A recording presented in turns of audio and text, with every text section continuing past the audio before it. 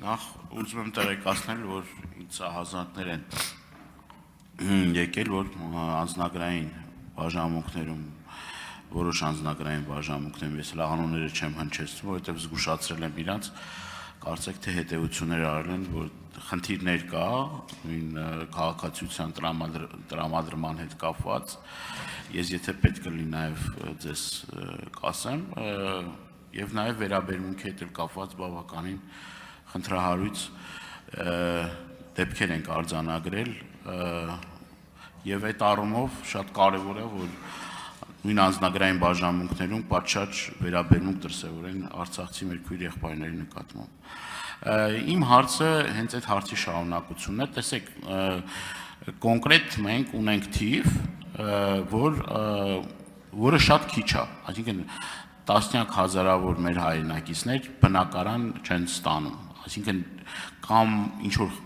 այդ տրված գումարը չի բավարարում, որպեսզի մարդիկ կարողանան լուծել իրենց բնակարանային խնդիրները։ Այդ հարցի շարունակությունը դուք վերլուծությունը ունեք, ինչն է պատճառը, խնդիրը ինչն է, համենայն դեպս մենք մեր համար ունենք այդ վերլուծությունը, դուք կարող եք ասել, որ մինչև հիմա ավարտվել է ժամանակ։ Շնորհակալություն, քաղաքացիության դիմելու հետ կապված անձնագրային բաժիններում, քանի որ մեր նախարարության ներքո չի իհարկե ամբողջ տեղեկատվությանը բնականաբար չեմ կարող տիրապետել, բայց նաև գիտեմ, որ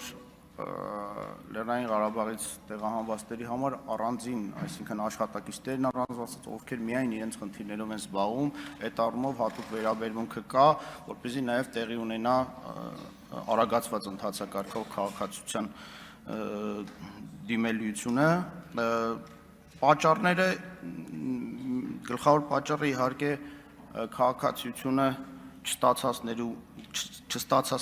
չստանալու հետ է կապված, որովհետև ստանալու և հավաստագրի դիմելու թվերը, քանակները բավականին իրար մոտ են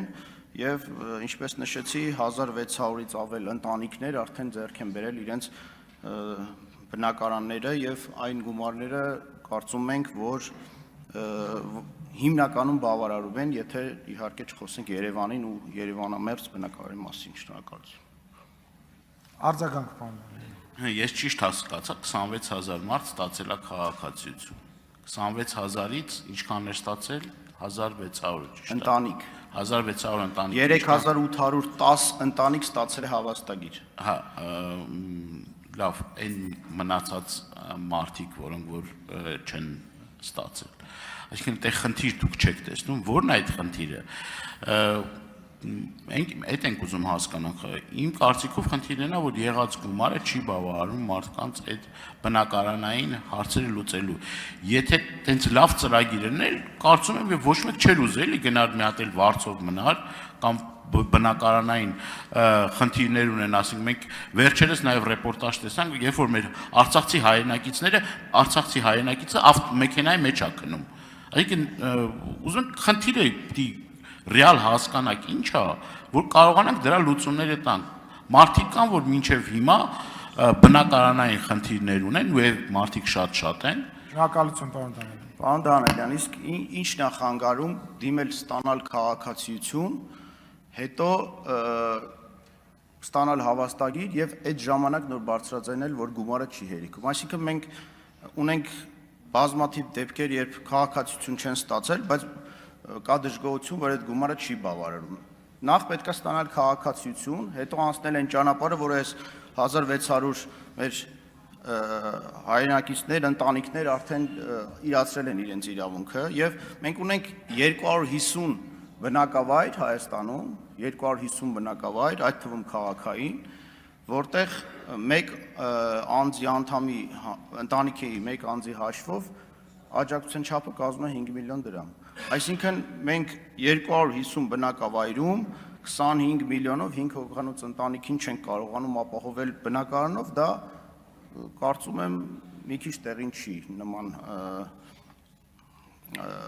պատճառով չդիմել եւ չստանալ քաղաքացիություն եւ դժգոհել, որ գումարը չի բավարարում։ Եվ ունենք 4 միլիոն բնակավայրով շուրջ 650 բնակավայր, ինչը կարծում եմ լրիվ ամբողջությամբ